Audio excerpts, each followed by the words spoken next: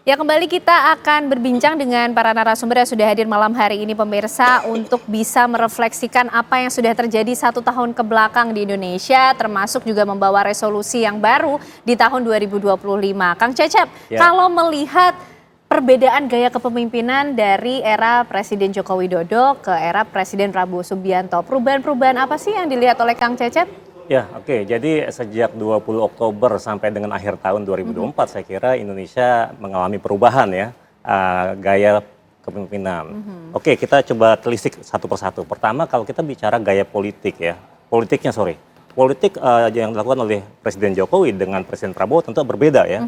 Kita lihat bagaimana narasi atau pidato Presiden Prabowo ketika masa kampanye, ketika beliau dilantik sampai kemudian setelahnya, itu kan narasi-narasi seperti misalnya patriotisme, masalah nasionalisme, dan seterusnya. Ya dengan retreat itu sebenarnya kan entah dibilang sebagai gaya militeristik, tapi sebenarnya itu kan dalam perspektif yang berbeda untuk membangun jiwa korsa, semangat kebersamaan, disiplin, dan seterusnya.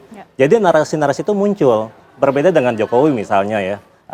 Pembangunan model yang komunikasi yang dibangun berbeda. Kemudian yang kedua, kalau kita bicara pola politiknya juga, itu nanti muncul dalam bentuk kebijakan. Ya bagaimana kemudian dari sejak dilantik sampai sekarang Presiden Prabowo sudah langsung roadshow ke luar negeri. Dia membangun komunikasi politik ya, membangun komunikasi dengan pemimpin negara lain secara langsung. Ya dengan pengalaman Presiden Jokowi 10 tahun sebelumnya, biasa kan yang keluar itu biasanya kebanyakan Menlu ya. Dan komunikasi tidak secara langsung. Jadi Prabowo sosok berbeda. Dan sepertinya ada kedekatan jadi, dengan para jadi pimpinan secara negara, diplomasi berbeda modelnya. Kemudian yang lain kalau kita bicara gaya komunikasinya tentu berbeda juga ya. Mungkin Jokowi membangun persepsi sebagai sosok pemimpin yang sederhana, mudah dijangkau dengan masyarakat. Jadi pemimpin yang populis. Tapi kemudian sosok Prabowo berbeda lagi. Kalau Jokowi tadi dengan populis dia main medsos juga misalnya dan seterusnya.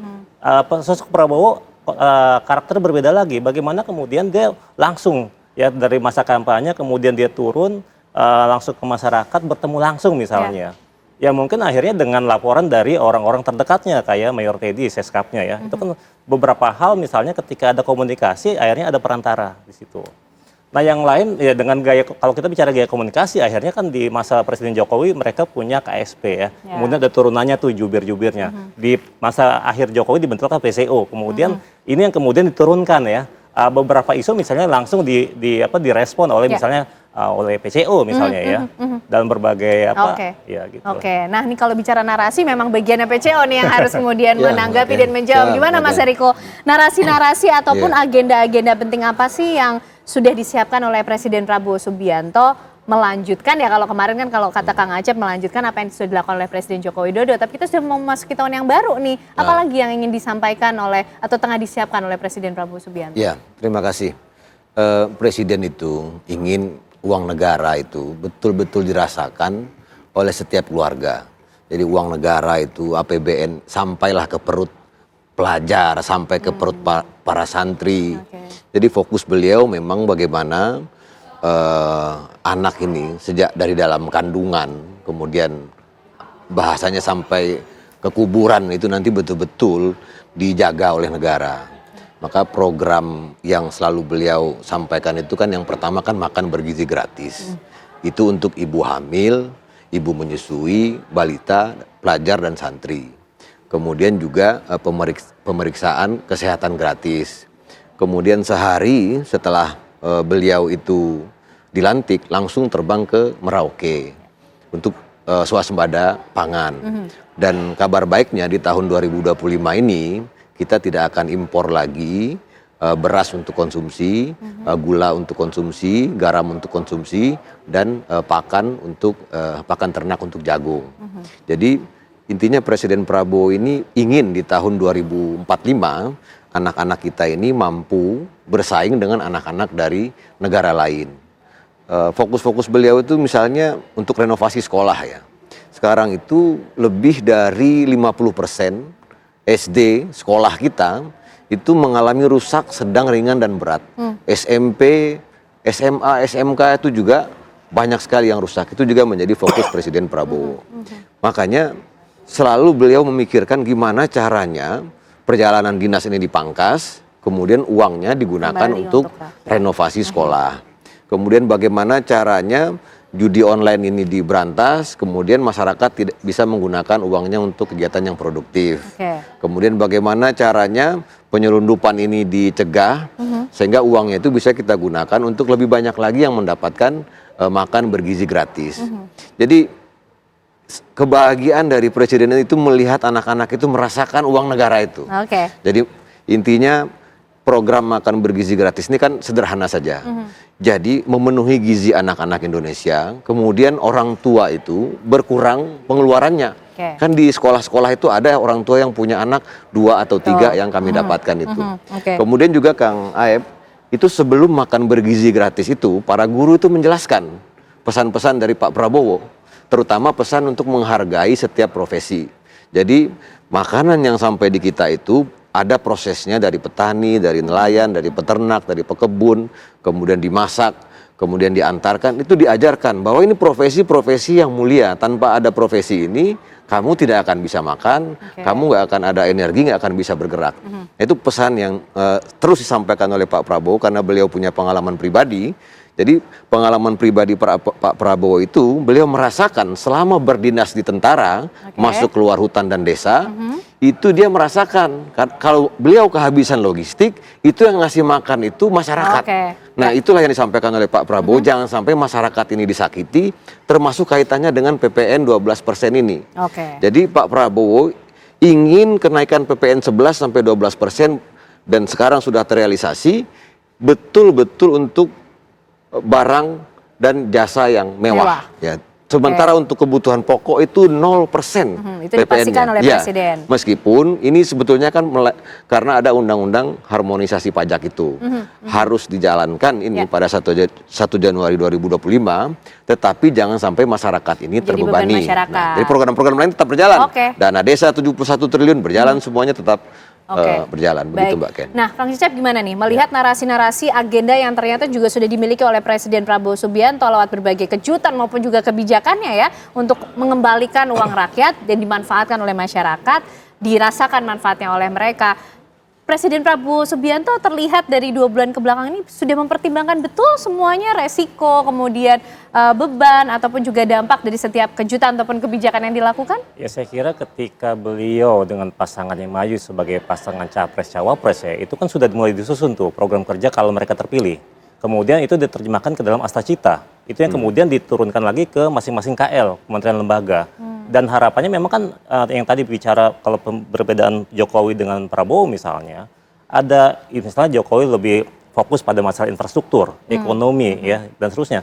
Prabowo ini kan dia bicara masalah ketahanan pangan, ketahanan energi, ketahanan air. Itu turunannya banyak tuh kalau nanti baca ya di Astacita itu ya. Nah kemudian dari sana itu yang kemudian diterjemahkan. Ya bahkan dengan tim transisinya ya, itu kan sudah punya target pembangunan ekonomi 8%. Orang masih skeptis gimana caranya. Tapi mungkin Prabowo sampaikan ya kita harus pasang target. Kemudian ya tentu dengan tim transisinya dan sekarang tim ekonomi ya sudah dengan koordinasi dengan Bappenas saya kira itu kan sudah target ya. Dengan 8% dapat dari mana aja. Dan itu sudah ada, tinggal kemudian bagaimana memecahkan untuk 5 tahun ke depan. Dan karena ini periode pertama Presiden Prabowo, tentu Prabowo ingin sukses pada periode ini. Ya kita nggak tahu 24-5 tahun lagi, tentu saja kalau sukses tidak ada skandal apapun, akan maju lagi. Gitu, kan. Ini momen yang penting untuk membuktikan. Tentu untuk pembuktian. Jadi dengan rentetan itu ya, tentu turunannya tadi ya dengan makan bergizi gratis dan kawan-kawannya lah ya. Tapi kemudian di sini yang perlu yang jadi tantangan adalah bagaimana kebijakan-kebijakan ini muncul. Tapi kemudian ada respon yang kurang baik atau respon di awal yang mungkin sedikit negatif dari masyarakat. Cukup menimbulkan kegaduhan juga di tengah masyarakat. Pertama masalah pemberantasan koruptor. Ketika masa kampanye kemudian baru dilantik, saya akan kerja koruptor sampai ke Antartika. Tapi kemudian setelah itu narasinya ya kita ampuni kalau dia tobat misalnya. Tapi kemudian ini kan tapi bukan seperti itu narasinya, tapi kemudian ini yang kemudian muncul di publik, jadi wacana diskursus di publik.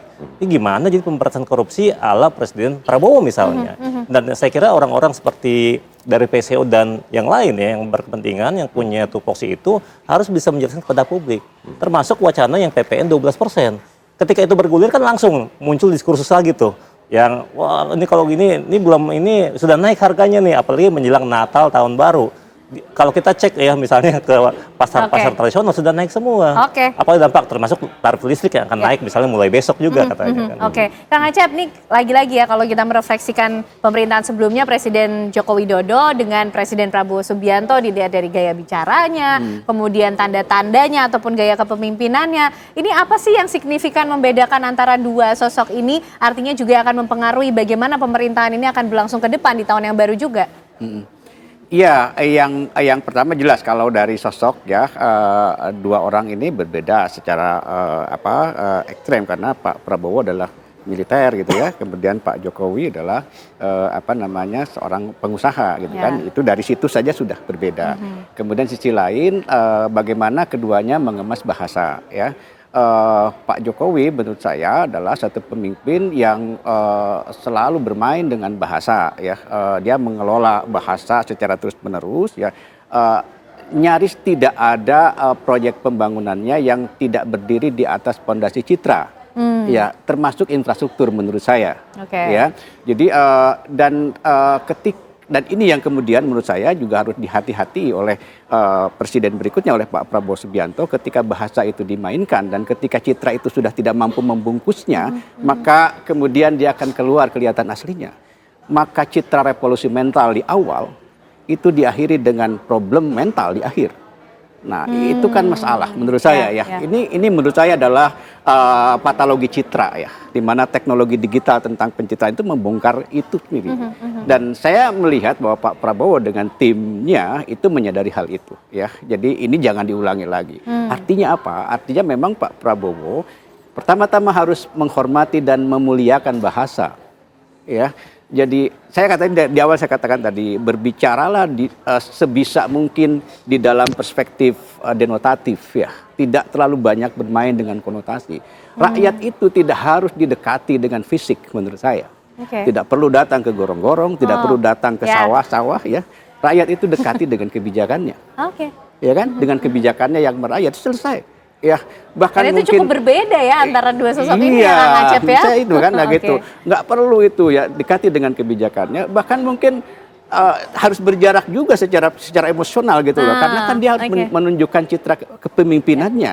Ya, jadi menurut saya kita bermain di wilayah substansi mestinya itu. Saya melihat Pak Prabowo ada tanda-tanda ke arah sana, ya, bermain di wilayah. Cukup bisa menjawab challenge itu. Iya. Meskipun kita harus uji ya, dan narasinya seperti apa ya, kita harus uji terus-menerus kan.